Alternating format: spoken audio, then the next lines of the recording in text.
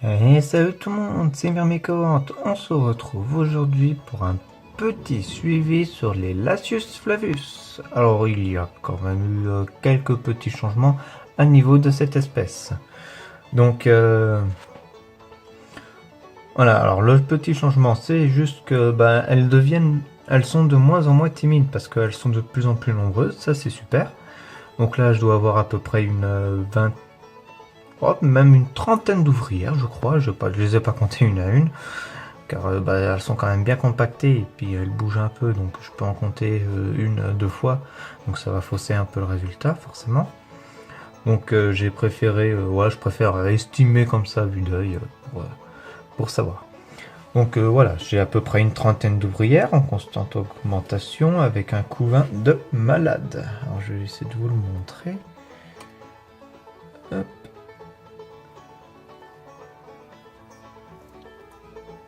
Voilà le fameux couvain. Alors comme vous pouvez le constater, on a également du couvain de tous les stades. Alors excusez-moi pour le bougeage, voilà.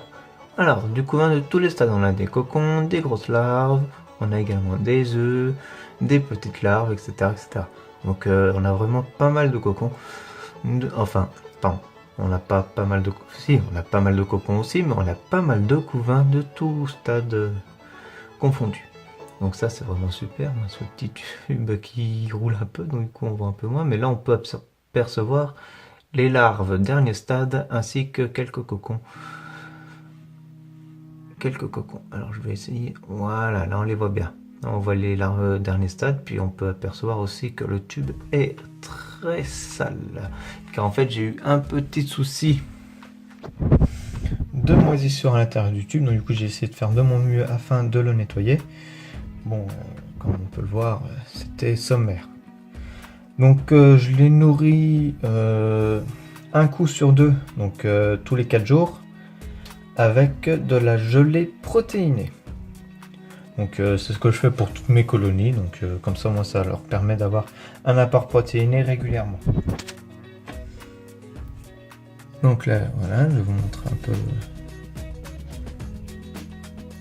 quelques images de la petite fondation. Donc elle se développe super bien, hein. On peut apercevoir que les fourmis sont en pleine forme. J'ai aucun décès à déclarer sur cette espèce, c'est bien. La reine elle pond toujours aussi bien. Donc j'ai remarqué également, comme pour les Niger, qu'elles ont fait qu'elles arrachent un peu de coton afin d'aider les larves pour faire leur cocon. Donc là on peut apercevoir quand même un peu de coton, des bouts de coton éparpillés un peu partout. C'est juste qu'elle l'utilise pour aider les larves à faire leur cocon. Après je peux me tromper, mais je crois pas me tromper que c'est ça. Donc c'est comme pour les Niger.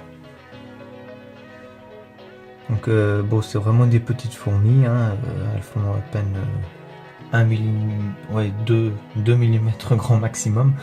Donc c'est vraiment de la petite fourmi, mais bon, moi c'est ce qui me plaisait dans l'espèce, sa petite taille, puis sa couleur orangée, même plutôt dorée, plus dorée que orangée, donc c'est vraiment une superbe espèce. On peut observer une petite larve et une du cocon. Donc là on peut aussi apercevoir que leur petit abdomen est bien gonflé car elles ont pas mal de nourriture, vu que je les nourris tous les 2 jours, donc elles ont tout ce dont elles ont besoin.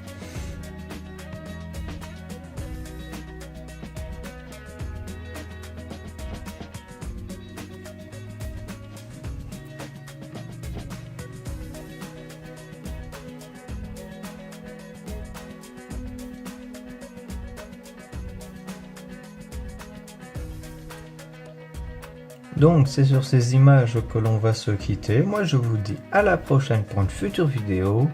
Ciao tout le monde!